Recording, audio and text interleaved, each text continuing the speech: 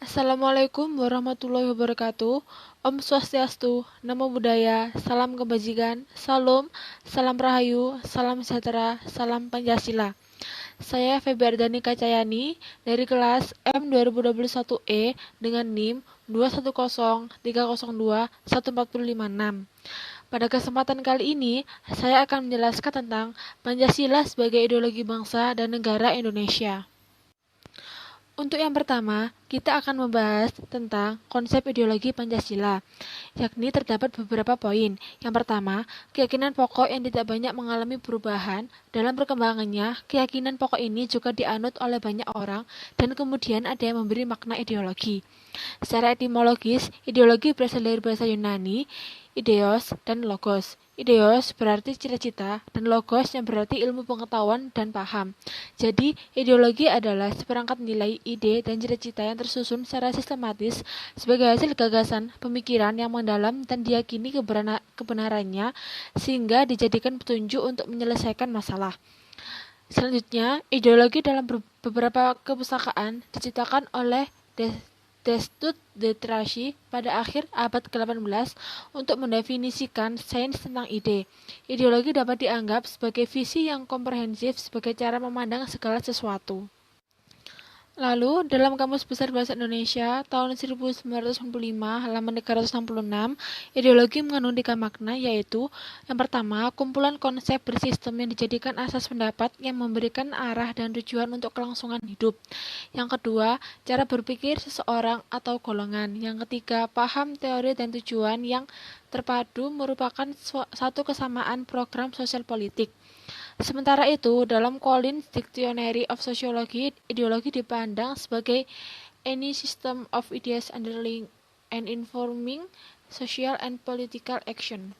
Selanjutnya, dalam pandangan Ribeiro, tahun 1996 halaman 5, ideologi sebagai suatu paham mengandung unsur-unsur. Yang pertama, pandangan yang komprehensif tentang manusia, dunia, dan alam semesta dalam kehidupan.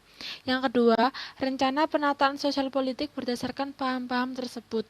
Yang ketiga, kesadaran dan perancangan dalam bentuk perjuangan melakukan perubahan-perubahan berdasarkan paham dan rencana dari ideologi tersebut.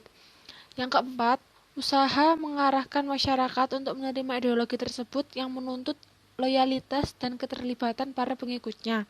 Yang kelima, usaha memobilisasi seluas mungkin para kader dan massa yang akan menjadi pendukung ideologi tersebut. Ideologi akan bermakna jika dianut dan diyakini oleh para pengikutnya. Fago pada tahun 1989 halaman 95 memberikan makna bahwa ideologi bagi para pengikutnya memiliki fungsi positif sehingga dianut dengan penuh keyakinan, yaitu 1. Memberikan legitimasi dan rasionalisasi terhadap perilaku dan hubungan-hubungan sosial dalam masyarakat. Perilaku tertentu memberikan makna dan kebersesuaian dengan ideologi, sementara pelaku yang lain dianggap bertentangan dengan isi ideologi yang diyakini. Yang kedua, sebagai acuan pokok bagi solidaritas sosial dalam kehidupan kelompok atau masyarakat. Dalam bahasa sederhana, ideologi bagi penganutnya merupakan pemersatu dalam kehidupan bermasyarakat, berbangsa, dan bernegara. Yang ketiga, memberikan motivasi bagi para individu mengenai pola-pola tindakan yang pasti dan harus dilakukan. Namun, bagi sebagian kalangan, ideologi juga dipandang memiliki sisi negatif. Napoleon memandang para akademisi yang doktriner, utopis, dan tidak realistik sebagai kaum ideologis dalam konotasi yang negatif. Jamim, tahun 2003, halaman 224. Bahkan Karl Marx menuding ideologi sebagai false consciousness, yakni suatu kesadaran palsu dan mewakili kelas yang berkuasa dalam struktur kehidupan masyarakat. Ritze, tahun 1992, halaman 71, dalam Jamim, tahun 2003, halaman 224. Tetapi ungkapan yang disampaikan Marx dalam perkembangannya juga menjadi ideologi Marxisme. Sastra Prateja, tahun 1996, halaman 143, memberikan argumentasi bahwa ideologi ada kecenderungan untuk memisahkan in-group kita dari out-group mereka. Ini memberikan makna bahwa ideologi berfungsi menyatukan berbagai kalangan untuk satu tujuan. Mengingat dapat menyatukan berbagai kalangan, maka ideologi juga memiliki sifat futuristik karena memberikan gambaran masa depan. Kondisi ini pada satu sisi memberikan harapan akan yang barangkali kurang realistik. Untuk itu, maka dialog yang terus-menerus dengan kenyataan mutlak diperlukan. Dimensi-dimensi ideologi sebagai berikut. Yang pertama, realitas mencerminkan kemampuan ideologi untuk mengagregasikan dan mengadaptasikan nilai-nilai yang hidup dan berkembang dalam masyarakat. Ideologi mencerminkan citra bahwa dirinya sama dan sebangun atau identik dengan realitas yang ada di dalam masyarakat. Dengan kata lain, ada kesesuaian antara ide-ide yang ada dengan fakta di lapangan. Yang kedua, idealisme. Kadar atau kualitas idealisme yang terkandung di dalamnya mampu menggugah harapan, optimisme, dan motivasi bagi para pendukungnya sehingga gagasan-gagasan pokok yang terkandung di dalamnya benar-benar diyakini pasti dan dapat terwujud dalam kenyataan. Yang ketiga, fleksibilitas mencerminkan suatu kemampuan ideologi dalam mempengaruhi sekaligus menyesuaikan diri dengan pertumbuhan dan perkembangan masyarakat. Hal ini mengandung arti bahwa ideologi harus mampu mengikuti perkembangan zaman, akan tetapi tanpa mengubah jati diri yang sesungguhnya. Perubahan akan terus terjadi sehingga yang akan ada sepanjang masa adalah perubahan itu sendiri. Untuk yang selanjutnya yaitu ideologi Pancasila di tengah ideologi lain yaitu ideologi liberalisme. Ideologi liberalis berpangkal pada ontologis bahwa manusia pada hakikatnya adalah sebagai makhluk individu yang bebas. Manusia menuntut paham liberalisme memandang bahwa manusia pribadi yang utuh dan lengkap dan terlepas dari manusia lainnya. Manusia sebagai individu memiliki potensi dan senantiasa berjuang untuk dirinya sendiri. Dalam pengertian inilah, maka dalam hidup masyarakat bersama akan menyimpan potensi konflik. Manusia akan menjadi ancaman bagi manusia lainnya yang menurut ahli Hobbes disebut homo homini lupus. Sehingga manusia harus membuat sesuatu perlindungan bersama atas dasar kepentingan bersama. Negara menurut liberalisme harus tetap menjamin kebersamaan individu dan untuk itu maka manusia secara bersama mengatur mereka. Ajaran liberalisme bertitik tolak dari hak asasi yang melekat pada manusia sejak ia lahir dan tidak dapat digugat oleh siapapun, termasuk penguasa kecuali dengan persetujuannya. Hak asasi tersebut memiliki nilai-nilai dasar yaitu kebebasan dan kepentingan pribadi yang menuntut kebebasan individu secara mutlak. Kebebasan mengejar kebahagiaan hidup di tengah-tengah kekayaan materi yang melimpah dan dicapai dengan bebas.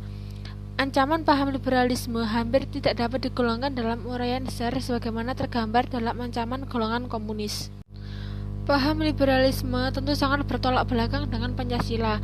Tentu saja kebebasan yang sebebas-bebasnya tentu saja tidak sesuai dengan Pancasila yang memandang manusia sebagai makhluk Tuhan, yang mengemban tugas sebagai makhluk pribadi dan sekaligus makhluk sosial, sehingga dalam kehidupan bermasyarakat wajib menyelaraskan kepentingan pribadi dengan kepentingan masyarakat dan haknya selalu dikaitkan dengan kewajibannya terhadap masyarakat.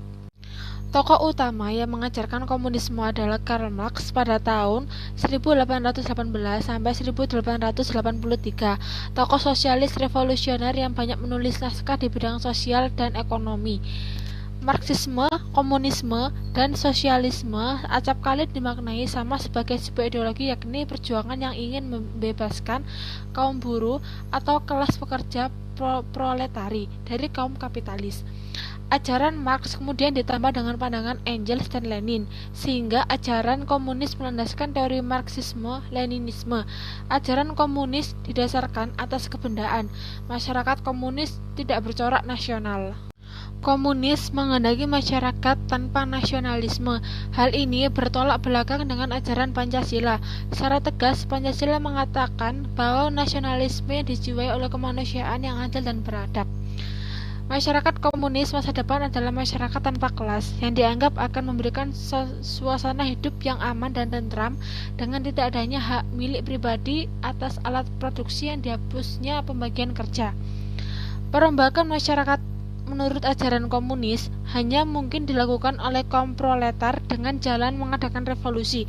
Setelah revolusi berhasil, maka kaum proletari sajalah yang akan memegang tumpuk pimpinan pemerintahan dan menjalankan pemerintahan secara diktator yang mutlak atau diktator proletari. Berkembangnya paham individualisme liberalisme yang berakibat munculnya masyarakat kapitalis menurut paham ini mengakibatkan penderitaan rakyat, sehingga komunisme muncul sebagai reaksi atas penindasan rakyat kecil oleh kalangan kapitalis yang didukung pemerintah. Komunisme yang dicetuskan oleh pandangan Karl Marx memandang bahwa hakikat kebebasan dan hak individu itu tidak ada. Ideologi komunisme mendasarkan pada suatu keyakinan bahwa manusia pada hakikatnya adalah hanya makhluk sosial saja. Manusia pada hakikatnya adalah kumpulan relasi, sehingga yang mutlak adalah komunitas dan bukannya individualitas. Maka dapat dipastikan bahwa menurut paham komunisme bahwa demokrasi individualis itu tidak ada, yang ada adalah hak komunal. Dalam masyarakat terdapat kelas-kelas yang saling berinteraksi secara dialektis, yaitu kelas kapitalis dan kelas proletari, buruh. Walaupun kedua hal tersebut bertentangan, namun saling membutuhkan. Kelas kapitalis nantiasa melakukan penindasan atas kelas buruh proletari. Oleh karena itu harus dilenyapkan. Hal ini dapat dilakukan hanya dengan melalui suatu revolusi. Hal inilah yang merupakan konsep kaum komunis untuk melakukan suatu perubahan terhadap struktur masyarakat. Selanjutnya yaitu ideologi Pancasila. Ideologi pada suatu bangsa pada hakikatnya memiliki ciri khas serta karakteristik masing-masing sesuai dengan sifat dan ciri khas bangsa itu sendiri. Ideologi Pancasila sebagai ideologi bangsa dan negara Indonesia berkembang melalui suatu proses yang cukup panjang. Secara kausalitas, bersumber dari nilai-nilai yang dimiliki oleh bangsa Indonesia itu sendiri, yaitu adat istiadat serta dalam agama-agama bangsa Indonesia dalam pandangan hidup bangsa. Ideologi Pancasila mendasarkan pada hakikat sifat kodrat manusia sebagai makhluk individu dan makhluk sosial.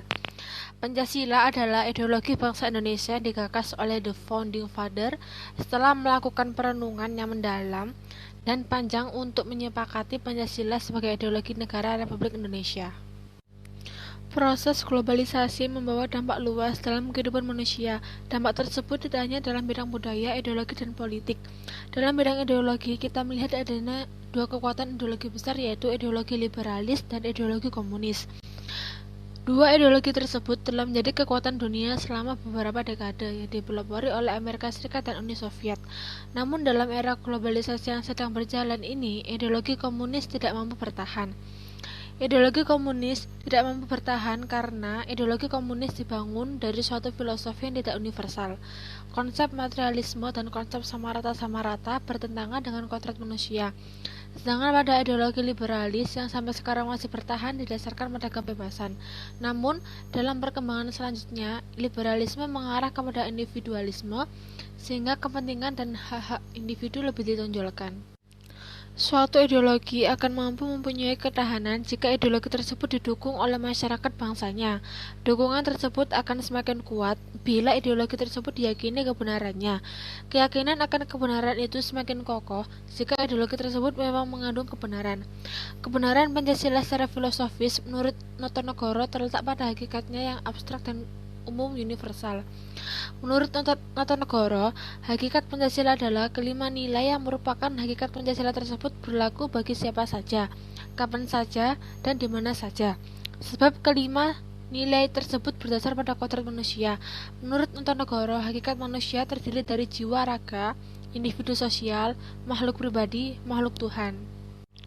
Kebenaran Pancasila secara religius bisa dilihat dari hakikatnya juga.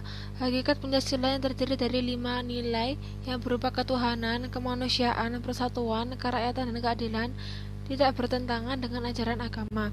Hampir semua agama mengajarkan tentang ketuhanan, kemanusiaan, persatuan, kerakyatan, atau musyawarah dan keadilan. Hampir semua agama secara logika, jika agama dianggap atau diasumsikan sebagai suatu kebenaran, maka Pancasila juga benar, sebab hakikat Pancasila merupakan bagian dari ajaran agama, atau secara logika berlaku prinsip jika yang umum benar, maka yang khusus pasti benar.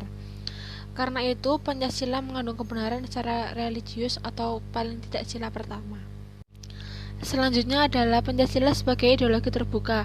Pancasila sebagai ideologi merupakan ideologi terbuka dalam arti nilai-nilai Pancasila itu tidak dipaksakan dari luar, melainkan digali dan diambil dari kekayaan rohani, moral, dan budaya bangsa Indonesia.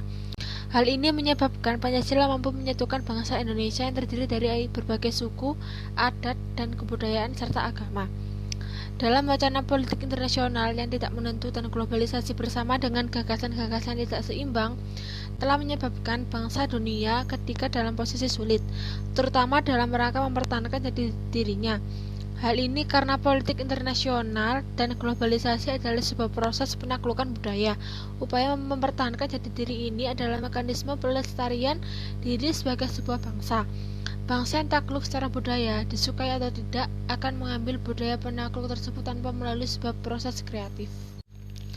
Peran kreatif manusia harus dipandang sebagai peran utamanya sebagai makhluk sejarah atau histori adalah kisah upaya kreatif manusia dalam menjawab tantangan hidup. Pertanggung jawab yang kita tagih pada setiap manusia mencaratkan bahwa manusia kita beri kewenangan kreatif. Menjadi kreatif berarti mengambil keputusan untuk bertanggung jawab. Kewenangan kreatif ini dipijakkan pada kapasitas kreatifnya, yaitu 1. Kepekaan dan kepedulian terhadap lingkungan termasuk pasar yang dilayaninya. 2. Kesanggupan untuk melayani orang lain secara tidak diskriminatif. 3. Kejujuran untuk melakukan evaluasi diri secara terus-menerus. 4. Kekayaan imajinasi untuk menyediakan alternatif pemecahan masalah. 5. Kecerdasan untuk menilai kelayakan rumusan pemecahan masalah tersebut. 6. Keberanian untuk memilih pemecahan masalah dengan penuh tanggung jawab. 7. Keterampilan untuk melaksanakan pemecahan masalah tersebut secara etis, terutama dalam sebuah lingkungan yang majemuk. Kesimpulannya adalah sebagai berikut. Yang pertama, ideologi yang disepakati oleh bangsa Indonesia dalam bernegara adalah ideologi Pancasila. Ketangguhan nilai-nilai luhurnya bersumber dari beragam nilai-nilai dalam keberagaman perbedaan adat istiadat, suku, ras, agama seluruh bangsa Indonesia sebagai kesatuan pandangan hidup. Oleh karena itu, ideologi Pancasila pada kehidupan bangsa dan bersatu padu untuk melangsungkan hidup bermasyarakat, berbangsa dan bernegara, mewujudkan cita-cita Proklamasi Kemerdekaan RI 17 Agustus 1945. Yang kedua yaitu, suatu ideologi akan mampu mempunyai ketahanan jika ideologi tersebut didukung oleh masyarakat bangsanya. Dukungan tersebut akan semakin kuat bila ideologi tersebut diyakini kebenarannya. Yang ketiga, keyakinan akan kebenaran itu akan semakin kokoh jika ideologi tersebut memang mengandung kebenaran. Sebagai ideologi, Pancasila diambil dari pandangan hidup bangsa dan nilai-nilainya diambil dari sosial budaya Indonesia itu sendiri. Dengan dijadikannya pandangan hidup bangsa, nilai-nilai Pancasila telah diyakini kebenarannya. Sekian penjelasan dari saya. Mohon maaf apabila ada salah kata. Saya akhiri. Wassalamualaikum warahmatullahi wabarakatuh.